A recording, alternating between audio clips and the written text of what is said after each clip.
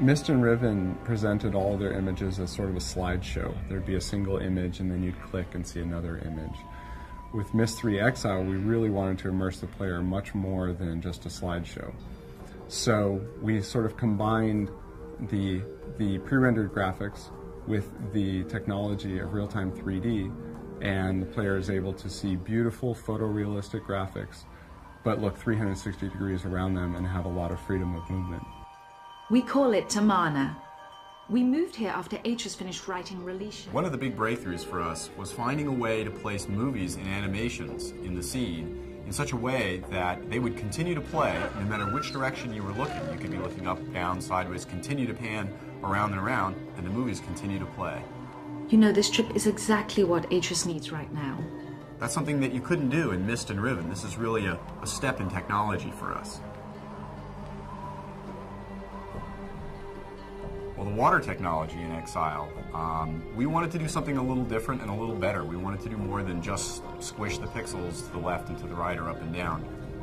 One of the coolest features about the water technology is the way we gave it the appearance of fading off toward the horizon. It really gives you a strong sense of distance when you're looking at the scene.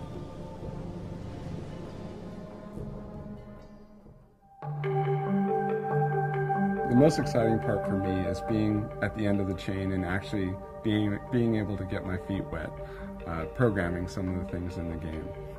The building of the worlds probably takes one person a month or 6 weeks per world. It's fairly easy to get the navigation working and the animations in, but the implementation of the puzzles is usually the challenging part. In a real-time game, the graphics are drawn every frame, maybe 30 frames per second while the player is playing.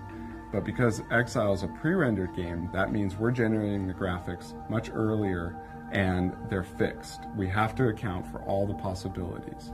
This sometimes causes quite a headache for all the people involved because a puzzle may have 60 to 100 to 200 different possibilities, all of which have to be accounted for before the player plays the game.